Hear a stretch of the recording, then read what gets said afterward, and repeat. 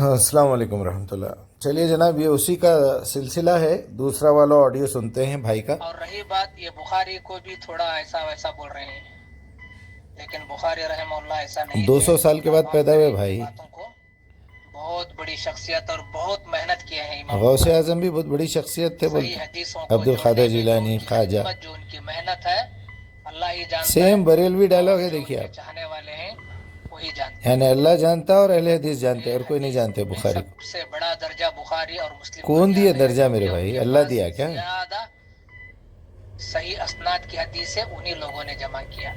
جمع کرتے دوسروں سے، نام لیتے نبی کا. کہ بخاری کو کون بولے، بخاری کو کون کرے، بخاری کو پھر کوفہ میں جا کو ان کو رد بدل کرے، کیا کیا کچھ بول رہے ہیں انہوں. اللہ معاف کرے.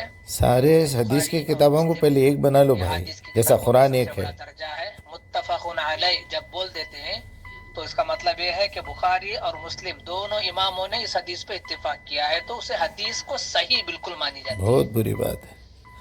ان کے بعد 1200 سال میں کیا کیا ہوا. قرآن اور حدیث پہ چل رہا ہے، صحابہ کی اتباع کر رہا ہے، تو انہیں اہل حدیث ہوتا ہے. سلفی اچھا، قرآن و حدیث پر عمل کر رہا ہے، صحابہ کے طریقے کو مان رہا ہے. تو پھر اہل سلف قرآن و صالحین جو حدیث، اس سے اہل پہلے قرآن و گزرے ہیں، سنت بولنا نا ان پھر. کی بات جو حدیث سے متفق ہے انہی کو مان رہا ہے.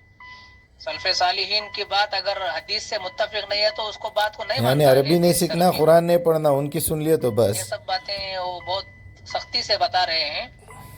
اور زید ضمیر جو ان کا نام لیا ہے ان کو بھی جھوٹا یہ سب بول رہے ہیں، وہ اللہ معاف کرے، لیکن ایسی چیز نہیں ہے. ارے بھائی، انہیں بھی لکیر کا فقیر ہے. بہت دنیا میں پھیل چکا ہے.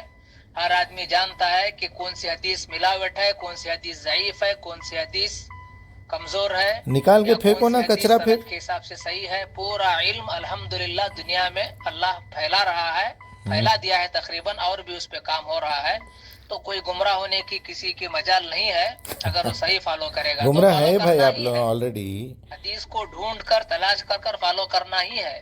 پہلے قرآن سے میچ کر کے دیکھنا پڑھ بھائی. کر سمجھ لے، نہیں، یہی تو جہالت ہے. کو سمجھنے کے لیے حدیث ضروری یہ الزام ہے، کفر ہے. یہ اس کے کفر بغیر ہے. ہمارا ایمان بھی کامل نہیں ہوگا. وہ ایمان ہی نہیں ہے، وہ شرک میں مبتلا ہے آپ لوگ. بہرحال نوید بھائی کو سمجھائیے، اللہ کرے ان کی سمجھ میں آ جائے.